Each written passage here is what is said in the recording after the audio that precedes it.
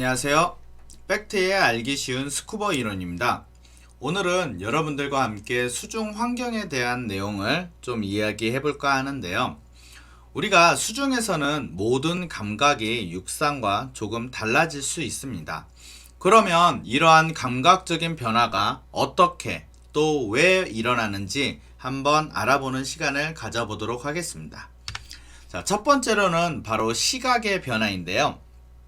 여러분들 물놀이 갔을 때 혹시 물속에서 물안경 없이 눈을 떠본 그런 경험이 있으실까요?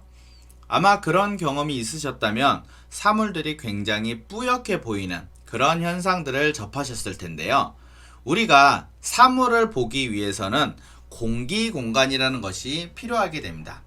그러다 보니 우리가 수중에서 다이빙을 할 때는 물안경이라는 것을 착용을 하게 되고요. 잠깐 그림을 그려보면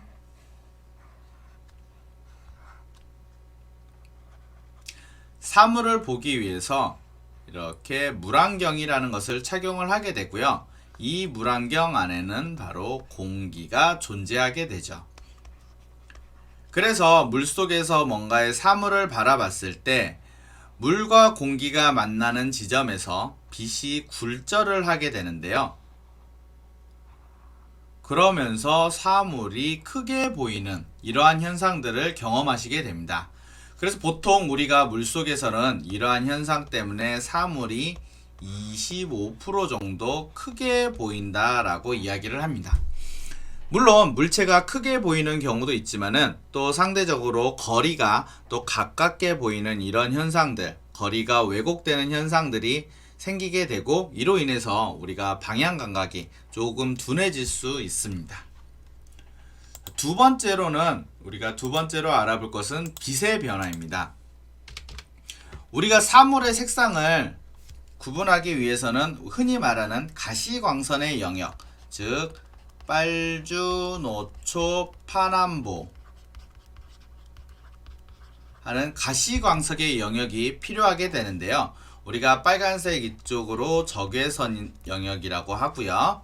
보라색 이쪽으로는 자외선 영역이라고 합니다. 그런데 이러한 색깔마다 빛의 파장이 다 다른데요. 보통은 적외선 영역, 빨간색, 주황색 이쪽 영역들은 상대적으로 파장이 길고 파란색, 남색, 보라색 이 자외선 계열들은 파장이 굉장히 짧습니다. 그러다 보니 이렇게 파장이 긴 적외선 영역들은 투과력이 좋지를 못해요. 그래서 물속으로 빛이 들어오다가 반사가 되거나 산란이 되거나 하면서 빨간색들이 점차 사라지게 됩니다. 그래서 우리가 수심이 깊어지면 깊어질수록 남는 색깔은 바로 이 파란색, 남색, 보라색 계열들만 남게 되는데요. 그래서 우리가 혹시 수중에서 촬영한 이런 영상들이나 사진들을 보면은 대부분 파랗게 보이는 그런 것들을 발견하실 수 있을 텐데요. 이게 바로 이러한 빨간색 영역들이 들어오지 못하고 파란색 계열들만 남아서 그렇게 보이는 현상입니다. 그러다 보니 우리가 물속에서 영상을 촬영을 하게 될 때는 빨간색을 보완해주기 위해서 레드 필터라고 하는 장비를 사용을 하게 되는데요. 쉬운 말로 뭐냐면은 부족한 빨간색을 보충하기 위해서 빨간색 필름을 앞에다가 이렇게 끼워 넣어주는 거라고 보시면 됩니다. 아니면은 우리가 랜턴을 활용하여 랜턴 불빛을 켜서 본연의 색깔을 확인하실 수도 있게 됩니다. 그 다음 세 번째로는 바로 소리의 변화인데요. 우리가 물의 밀도는 공기의 밀도에 비해 약 800배 정도가 높습니다. 800배 정도가 높다 보니 밀도가 높다 보니 소리의 전달이 빠르게 됩니다. 그래서 우리가 수중에서는 이러한 밀도 차이로 인해서 공기 중보다 약 4배 정도 빠르게 소리가 전달이 되는데요. 여러분들 혹시 그런 경험 있으신가요? 노래나 이런 것들을 2배속, 4배속 뭐 이렇게 빠르게 플레이를 시켜보면은 무슨 말을 하는지 도저히 알아들을 수가 없죠.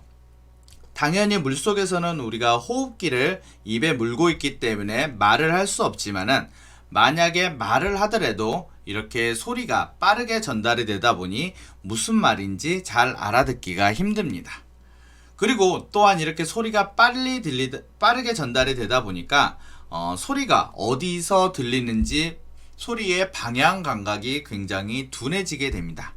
그래서 우리가 육상에서는 만약에 친구랑 헤어졌을 때 보통은 소리를 질러서 부르죠. 누구야, 아무개야, 나 여기 있어. 뭐 이런 식으로 해서 소리를 질러서 서로 헤어진 것들을 확인하고 서로 만날 수 있는데, 물속에서는 이러한 소리로서는 방향 감각이 굉장히 둔해짐으로 인해서 서로가 만약에 헤어졌을 때는 서로 소리로 인해서 찾기가 굉장히 어렵게 됩니다. 그래서 우리가 수중에서는 항상 짝과 헤어지지 않도록 이렇게 눈으로 확인을 하면서 다이빙을 하셔야 됩니다. 자, 네 번째로는 바로 열 손실인데요.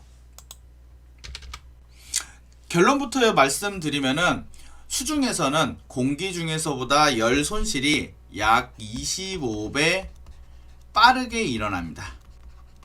한 가지 예를 들어 볼 텐데요.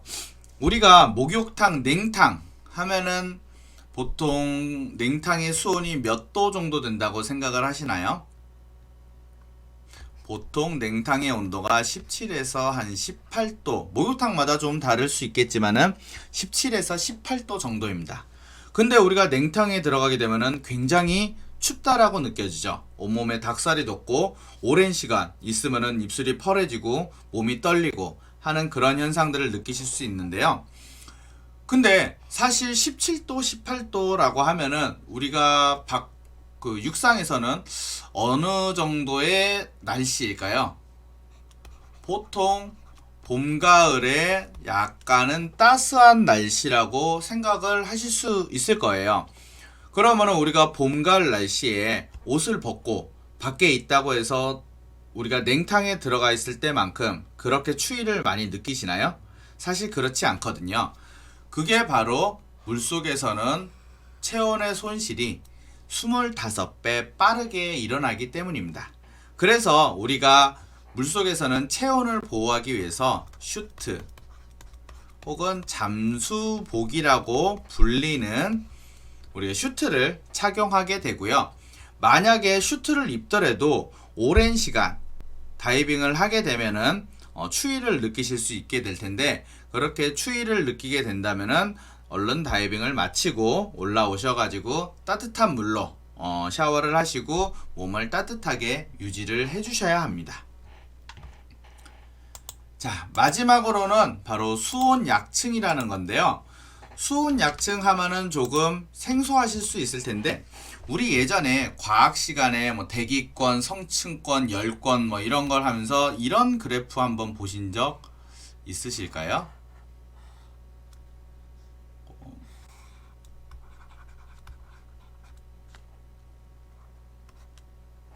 자, 이쪽은 온도를 나타내고요. 자, 이쪽은 수심을 나타냅니다. 자, 그래서 우리가 물속을 크게 구분을 하면은, 자, 혼합층이라고 하고, 바로 이 부분을 수온 약층이라고 하고요. 그리고 이쪽을 심해층이라고 합니다.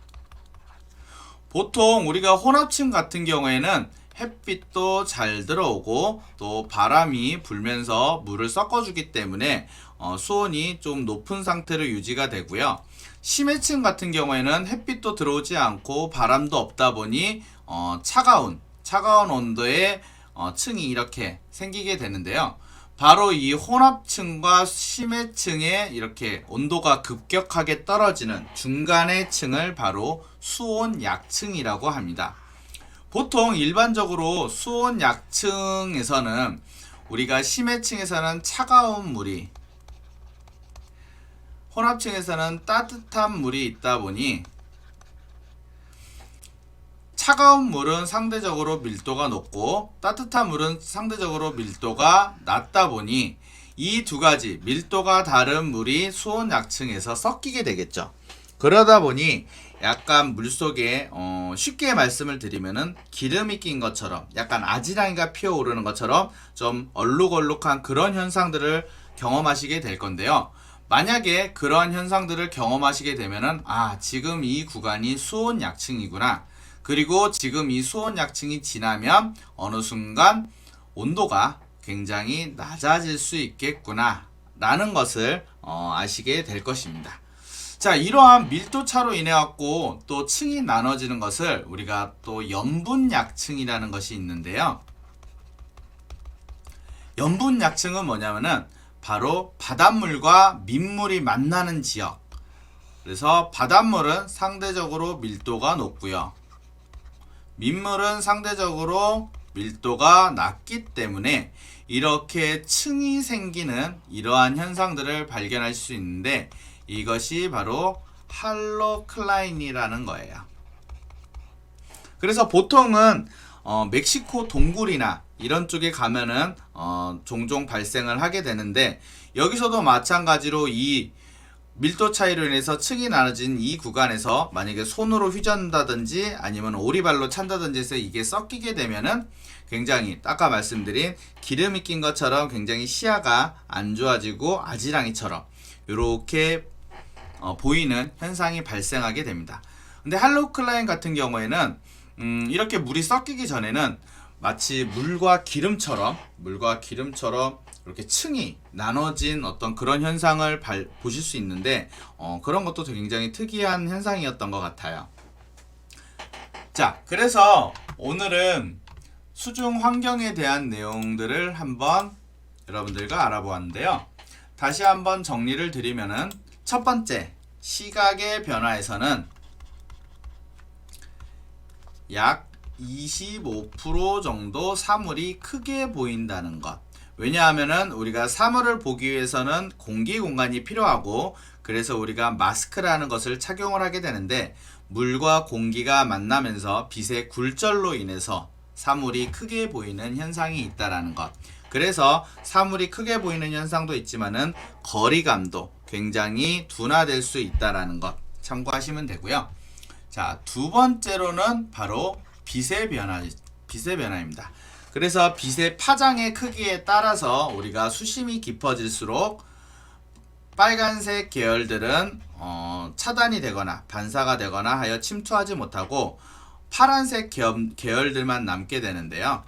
그래서 우리가 그런 것들을 보완하기 위해서 우리가 레드 필터, 동영상 촬영이나 이런 것들을 위해 레드 필터를 활용을 하거나 아니면 랜턴의 불빛을 비추어 본연의 색깔을 확인하곤 하죠. 자, 그 다음 세 번째로는 바로 소리인데요. 공기 중보다 물의 밀도가 약 800배 정도 높다 보니 물속에서는 소리가 4배 빠르게 전달이 되고요. 이로 인해서 소리가 4배 빠르게 전달이 되다 보니 무슨 말인지도 알아듣기도 힘들 뿐만 아니라 소리의 방향 감각도 굉장히 둔화될 수 있다는 것. 그래서 다이빙을 할 때는 서로 떨어지지 않도록 눈으로 확인을 하면서 버디와 함께 확인을 하면서 다이빙을 하셔야 된다는 것. 자, 그 다음 네 번째로는 바로 열 손실인데요. 열 손실은 우리가 공기에서보다 25배 빠르게 일어난다는 것. 그래서 우리가 체온 유지를 위해서 반드시 잠수복을 착용을 하고요. 그리고 너무 오랜 시간 다이빙을 하게 되면은 체온이 떨어질 수 있으니 그럴 때는 다이빙을 마치고 올라와서 몸을 따뜻하게 유지를 해주셔야 한다는 것. 그리고 마지막으로는 수온 약층인데요. 그래서 우리가 혼합층과 심해층 사이에 물이 섞이는 게 아니라 온도가 급격하게 변하는 구간을 우리가 바로 이 수온 약층이라고 할 수 있고, 그렇게 차가운 물과 따뜻한 물의 밀도 차이로 인해서 그 물이 섞이는 어떤 현상으로 인해 시야가 안 좋아지는 약간의 기름이 섞인 것처럼 아지랑이가 피어오르는 듯한 그러한 현상이 발생을 하는 게 바로 수온약층이라고 배웠습니다. 자, 그래서 오늘 이 시간에는 이렇게 우리가 수중 환경에 대한 내용들에 대해서 알아보았고요. 다음 시간에는 또 다른 주제를 가지고 만나 뵙는 시간을 가져보도록 하겠습니다. 구독과 좋아요는 저에게 큰 힘이 되니까 많이들 눌러주시고요. 다음 시간에 다시 만나도록 하겠습니다. 감사합니다.